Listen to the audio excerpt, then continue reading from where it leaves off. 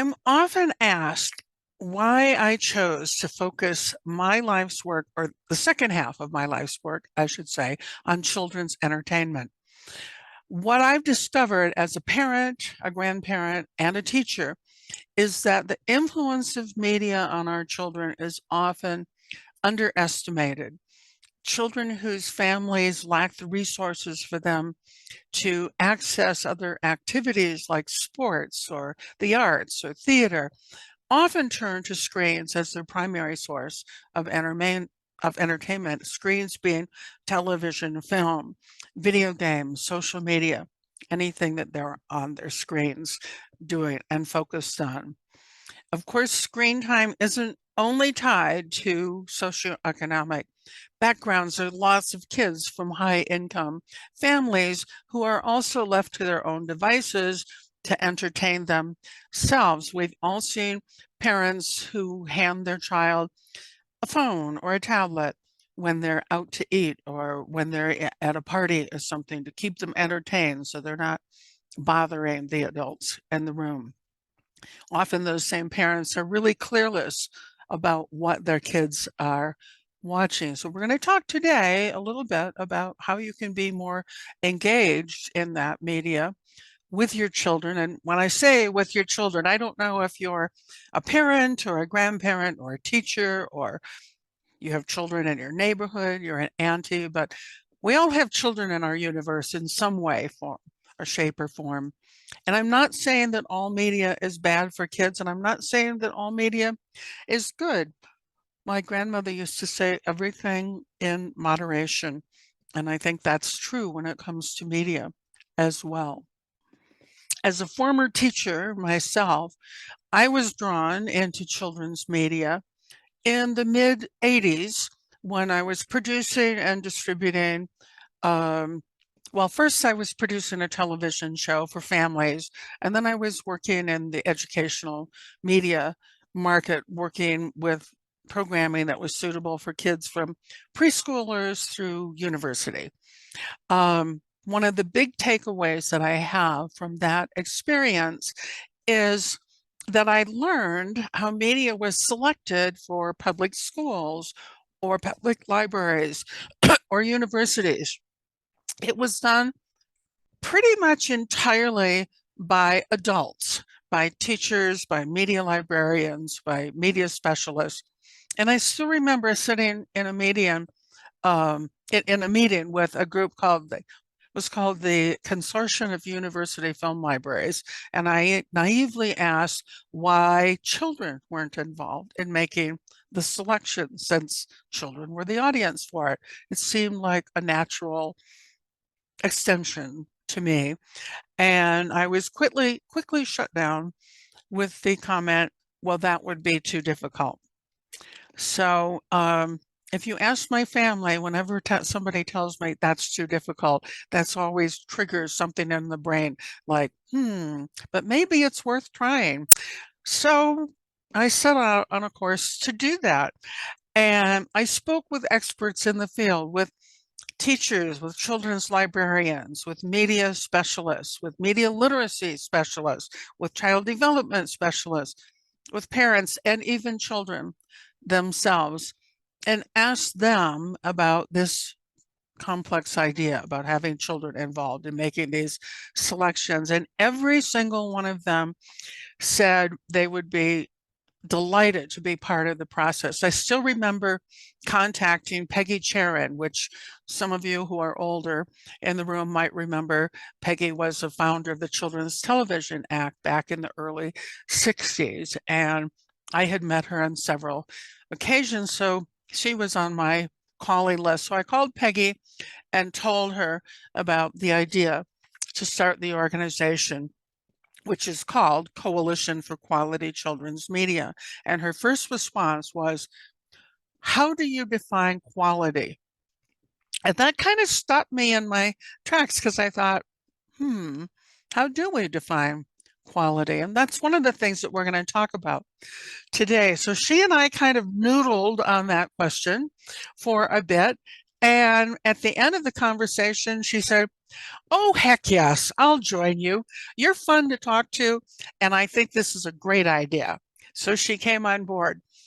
And I have to say, she was constantly a source of not only insight, but entertainment. So fast forward to today.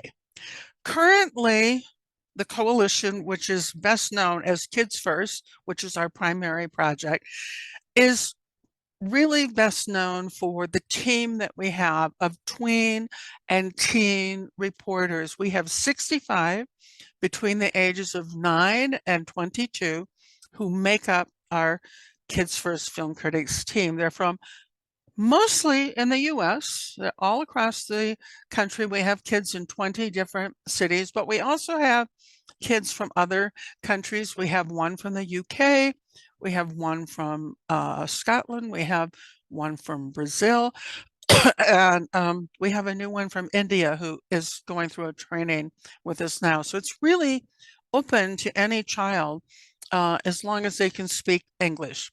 We are an English speaking program. What these kids do is they review all the latest films and digital media rated PG-13 and younger. They write 400-word reviews. Yes, even my 9-year-olds do. We teach them how to use their voice recognition on their smartphone because they can talk 400 words, no problem. It's that they just learned to write the day and a half ago. So they use their smartphone to help them get those words onto a device, and then of course it has to get translated into a format that we can actually read. They also videotape their reviews, and those reviews are available to read or watch for free on the Kids First website, on our social media, our YouTube channel, and our weekly podcast. So I want to take a minute and I want to show you one of these reviews that we're talking about. So let me bring up this screen share here, and I'm going to move this over to here. Okay, so this is a recent review by one of our 10-year-old reporters from Los Angeles.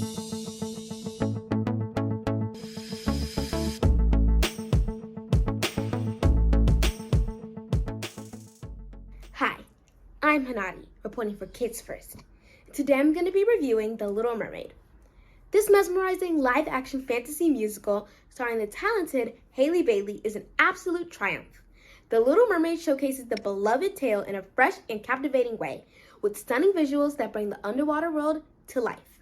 The CGI is seamless, creating a truly immersive experience that surpassed my expectations.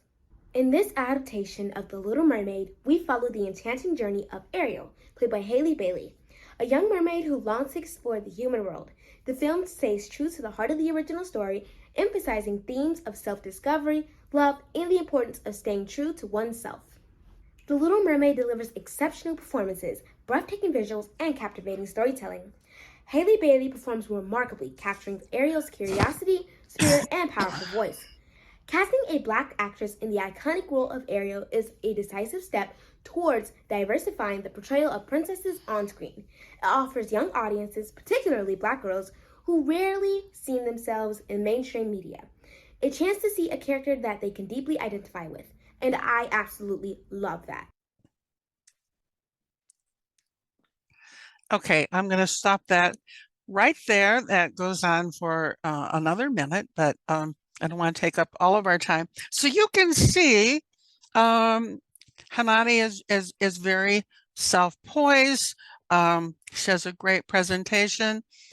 She's 10 years old. This little girl is remarkable. She has started several businesses, and she also coaches other children on how to create their own business. So here's a question that you have for me. What does this mean to me as a parent, as a child, as a teacher, as an auntie? One thing that I'm sure of, again, I'll say, is that media is not the enemy of education. But let's talk about how we can make that more meaningful for the children in your life. Most people purchase the media that they watch, films at the theater, streaming programming, online television programming, broadcast programming, on promotions that they see or what they hear from a friend or a colleague. Then you subscribe to a channel or multiple channels. You take your kids to the movies once in a while. I mean, it's expensive, I know. And even if you're a diehard movie fan, you probably don't go to the cinema maybe 3 or 4 times a month, but your children are watching a lot more media than that. So you want to spend your money and your time wisely, just like you do with every other decision that you make for your child's well-being. You know how your kids are affected by media. You've seen the results of them imitating behavior that they see on screen. You've seen them repeat words that they hear on screen, not always desirable words. So what I want to share with you today is what we've learned from working with youth over the last 32 years. We started in 1991 about how to make their media choices positive influences in your children's lives. I'm going to give you 10 tips on how you can turn your kids' media experience around so that it has a positive effect on their life and helps develop lifelong skills that they're going to thank you for 20 years from now. They might even thank you right now. Who knows? That happens. I find with my own children that sometimes I don't get that thank you for decades later.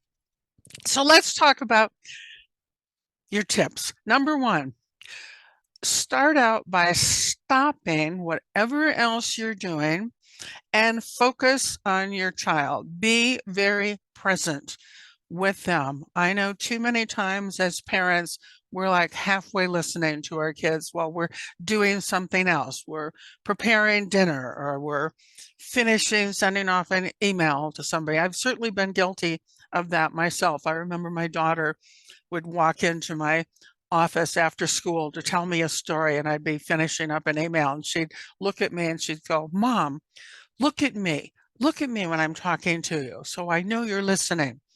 That was a big lesson for me. So start right there. Avoid multitasking. Don't be halfway in. Be all the way in with them. It's number two, watch whatever media that you've chosen to look at together with your child, if you can. I know you're not always in the same place, in the same location with your child.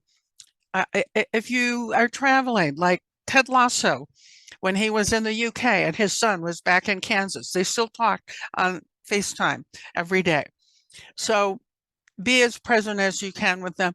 Watch if you can. If you can't watch with them, then watch it separately so that you know what you're talking about. You can still have a discussion. Encourage them to take notes when they're watching so that you can have a discussion with them afterwards. Number three, ask them questions about what they've watched. Have a dialogue with them.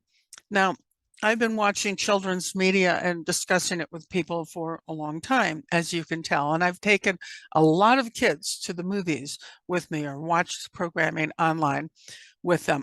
I remember years ago, I was taking 2 boys that were children of a good friend of mine out to a movie, and then I would go take them to dinner afterwards. We'd talk about it. And the mother, who was a teacher, said to me, "How do you get them to talk to you about this?" I said, "Well, I ask them questions and then I listen to their answers." And therein is, the crux of the situation. And I don't just say, "Did you like the film?" Which is typical of you drop your kids off at the theater, you pick them up. "How was the film?" "Oh, it was great. It was okay. It was awful," and that's the end of the conversation. So don't let the conversation stop there. Go deep.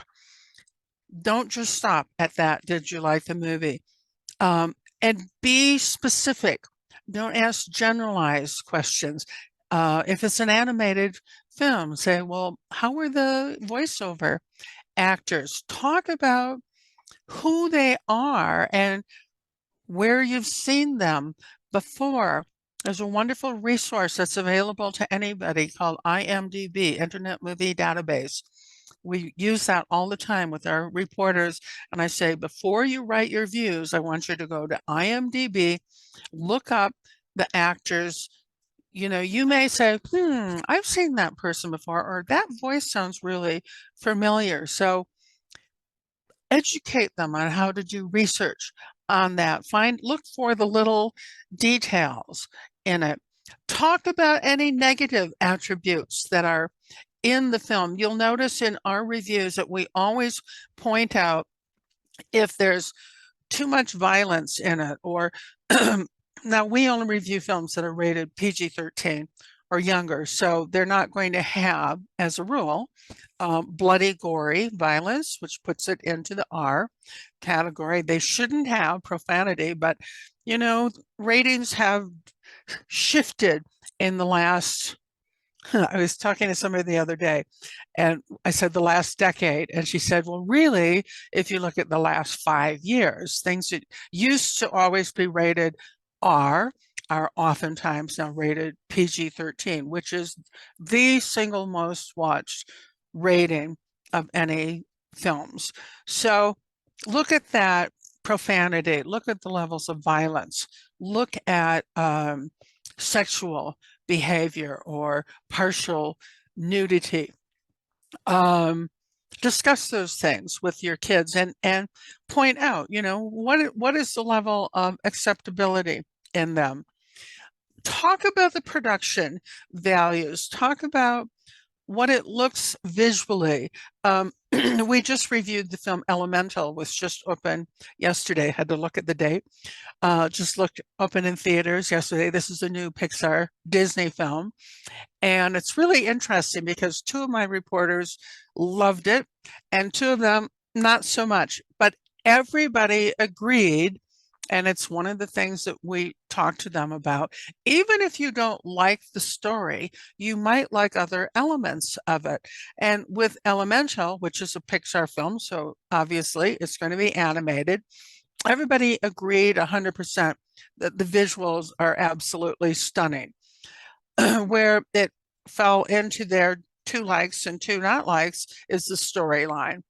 2 loved the storyline, 2 thought that it wasn't that interesting and had issues with it. So talk about those production values. Talk about the sets and the locations. Dune is a film that we're watching right now. Dune 1 came out in 2021, I believe, in the fall of 2021. Dune Part 2 will come out this fall. It has stunning production values. The set design is off the charts. All of our kids are like trying to get access to, they look in advance of what's coming down the pike. It's exciting for them. It takes you to a different world. Number 3, listen to their responses. Part of asking questions is listening to the answers to that. That may sound simple to you, but oftentimes our brain starts to wander. We're thinking about the next question. It's one of the things that we talk to the kids about when they're interviewing somebody.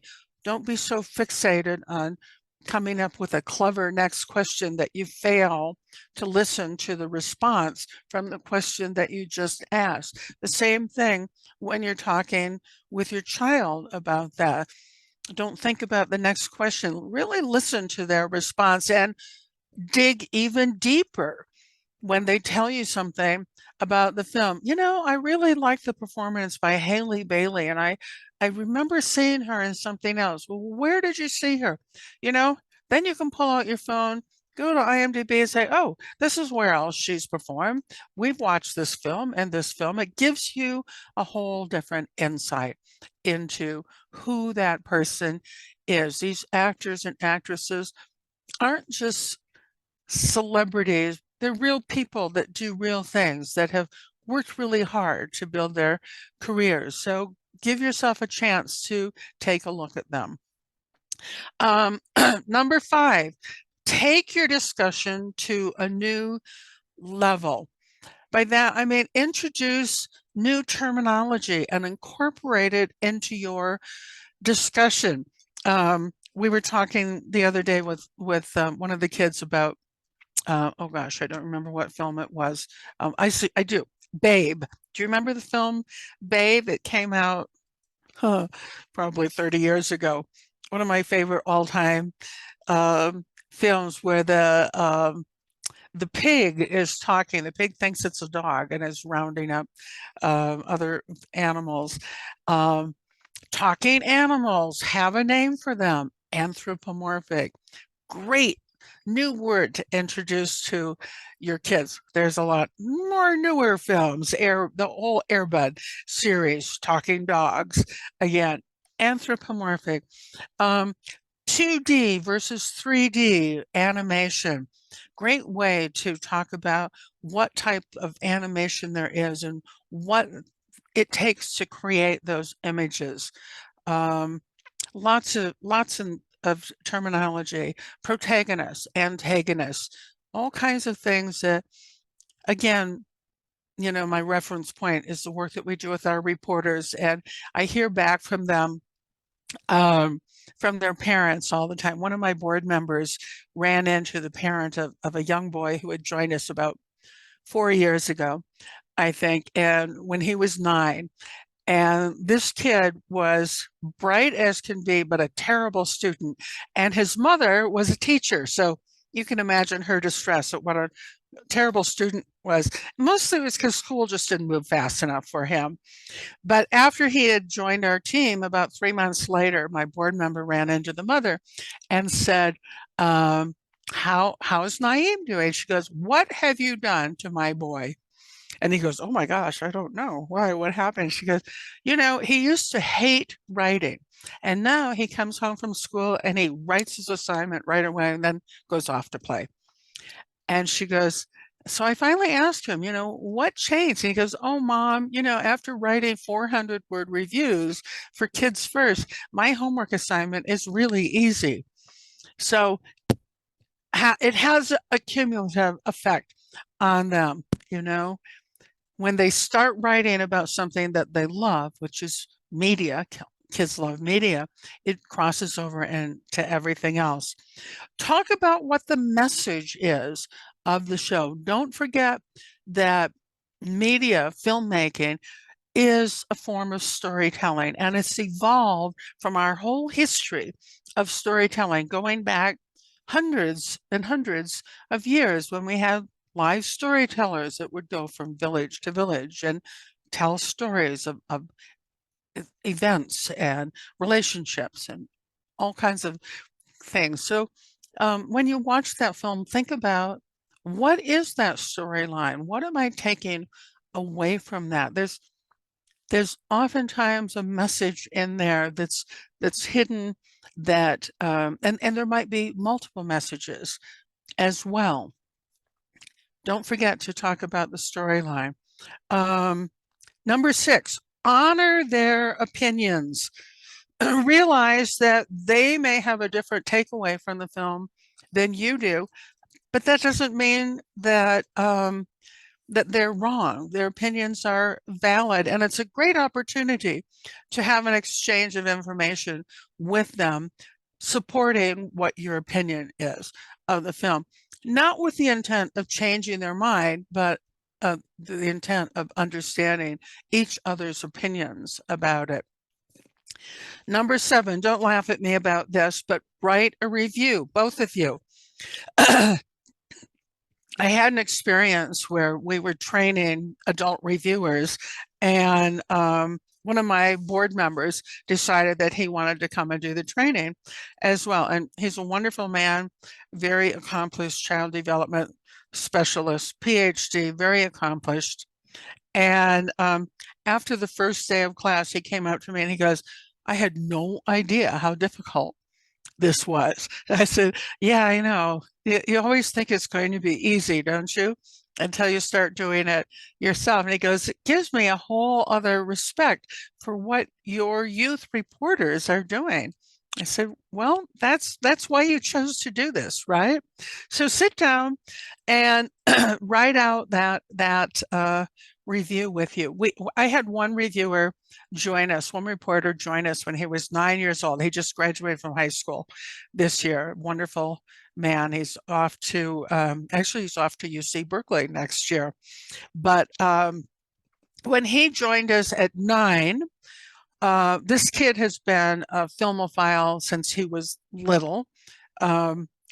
Thanks, I think, a lot to his mother's participation, but also his own interest in film. And he started a blog for himself when he was 5 years old. 5 years old, he started a blog reviewing films.